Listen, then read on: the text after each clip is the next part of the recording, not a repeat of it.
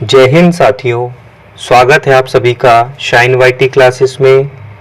Hindi short hand की practice dictation 80 शब्द प्रति मिनट गति से डिक्टेशन 5 सेकंड में शुरू होगी। स्टार्ट। अध्यक्ष महोदय, ग्राम पंचायत स्तर पर भू राजस्व ही आय का एकमात्र स्थायी साधन है और अगर यह पंचायतों को मिलता है तो उन्हें अपना काम प्रारंभ करने के लिए प्रारंभिक अवस्था में ही कुछ धनराशि मिल जाएगी। किसी भी राज्य के कानून में इसकी व्यवस्था नहीं है, लेकिन मध्य प्रदेश अधिनियम के अंतर्गत जारी किए गए आदेशों में इसकी व्यवस्था की गई है। इससे पंचायतों के कामकाज में गति आएगी। यह एक सकारात्मक बात है। बाजार से प्राप्त शुल्क पंचायतों को मिलता है और अब भू राजस्व भी उन्हें मिलेगा। मुख्यमंत्री ने बताया कि जनपदों के पास कोई राजस्व नहीं है। मेरा विचार है कि भू राजस्व को आपस में बांट लेना चाहिए। कुछ राजस्व का 60% ग्राम पंचायत के पास रह सकता है, 20% जनपद के पास और शेष प्रतिशत जिला पंचायत के पास दिया जा सकता है। हमें याद है कि 1989 में एक सर्वेक्षण किया गया था और यह देखा गया था कि राज्य में पंचायतों की औसत प्रति व्यक्ति आय 60 पैसे थी। मेरे विचार से उस समय से आज तक स्थितियों में कोई बहुत ज़्यादा परिवर्तन नहीं आया है।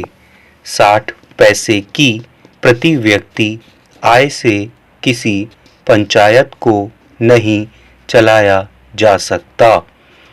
इसलिए धन का एक बहुत बड़ा हिस्सा करो, अनुदानों और करों की जिम्मेदारी के जरिए बाहर से लाना ही होगा। मुझे आशा है कि राज्य वित्त आयोग इन पहलुओं पर ध्यान देगा और इसकी सिफारिशों को स्वीकार करने से मामले में सरकार पर्याप्त रूप से अनुकूल रुख अपनाएगी। वित्तीय संसाधनों पर ध्यान दिया गया है और वर्तमान में जो भी व्यावहारिक है किया गया है। फिर भी भूमि कर को लेकर मेरे अंदर कुछ शंकाएं हैं। भूमि राजस्व और उपकर पहले से ही मौजूद हैं। इनके अतिरिक्त जमीन पर लगने वाले कुछ अन्य करों का भी प्रावधान तैयार किया गया है। राज्य सरकार द्वारा 2 तरह के कर लागू किए जा सकते हैं। उदाहरणार्थ, प्रत्येक रुपये पर 50 पैसे का उपकर और 1% अतिरिक्त स्टाम्प शुल्क। अधिनियम में करों के लिए 2 अनुसूचियां दी गई हैं। इनमें से एक बाध्यकारी है और इसके अंतर्गत 6 मदें हैं। दूसरी वैकल्पिक है और इसमें 14 मदें हैं। इसके अतिरिक्त जमीन पर भी कर लगेंगे।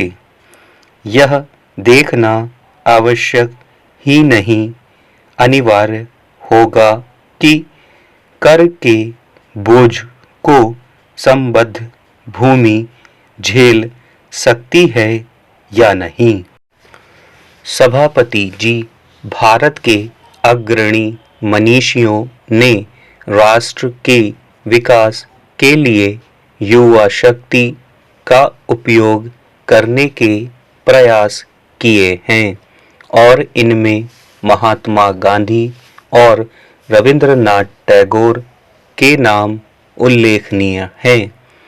यह मात्र संयोग ही नहीं है कि महात्मा गांधी और कवि टैगोर ने अपने अपने तरीके से आश्रम की अवधारणा का उपयोग साबरमती और शांति निकेतन में यह दिखाने के लिए किया कि समाज की परंपरा और सभ्यता की परिधि में रहकर भी अभिनव प्रयोग किए जा सकते हैं।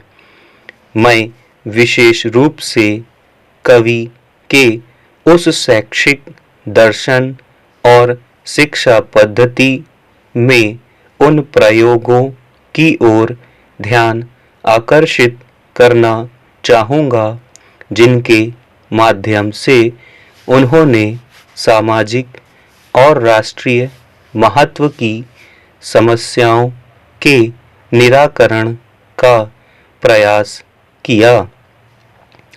आपको याद होगा कि श्री निकेतन में कवि और उनके मित्र ने ग्रामीण नवनिर्माण की उस कार्य योजना को आगे बढ़ाया जिसमें एक साथ अनुसंधान, सामाजिक कार्य, कृषि में नए प्रयोग तथा ऐसे लोगों के प्रशिक्षण की भी व्यवस्था थी कि जो श्री निकेतन से निकलकर ग्रामीण क्षेत्रों में गांवों के विकास को प्रोत्साहन देने जाएंगे।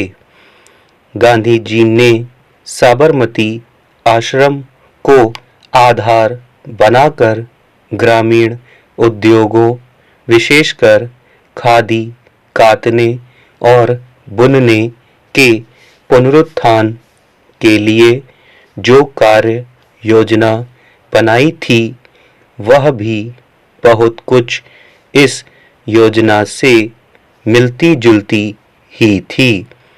यद्यपि इन दोनों महान चिंतकों में पारंपरिक उद्योगों का आधुनिकीकरण जैसे कुछ विषयों पर मतभेद थे, लेकिन उनका लक्ष्य एक था एवं दोनों ने ही अपने विचारों को मूर्त रूप देने के लिए आश्रम को आधार बनाया। मानव संसाधन विकास में युवा पीढ़ी की भूमिका पर समसामयिक अर्थव्यवस्था और समाज की नई मांगों के परिप्रेक्ष्य में विचार करने की आवश्यकता है। संभवतया युवा पीढ़ी की भूमिका पर तथा युवा पीढ़ी को संसार से परिचित कराने वाले शैक्षिक संस्थानों की भूमिका पर पुनर्विचार करते समय हमें रविंद्रनाथ टैगोर के शांति निकेतन में किए गए शैक्षिक प्रयासों के मूल में उनके दर्शन के अध्ययन से बहुत लाभ हो सकता है। हमें अपने नए चिंतन और कर्म का आधार टैगोर जैसे महान नेताओं के कार्यों और परंपराओं को बनाना होगा। कौन से ऐसे क्षेत्र हैं जिसमें शिक्षित युवा पीढ़ी मानव संसाधन विकास और मोटे तौर पर समाज के निर्माण में उल्लेखनीय भूमिका निभा सकती हैं। शायद ऐसी गतिविधियों के लिए 3 सर्वाधिक महत्वपूर्ण क्षेत्र हैं: निरक्षरता उन्मूलन, गैर सरकारी संगठन और स्वयंसेवी संगठन। स्टॉप।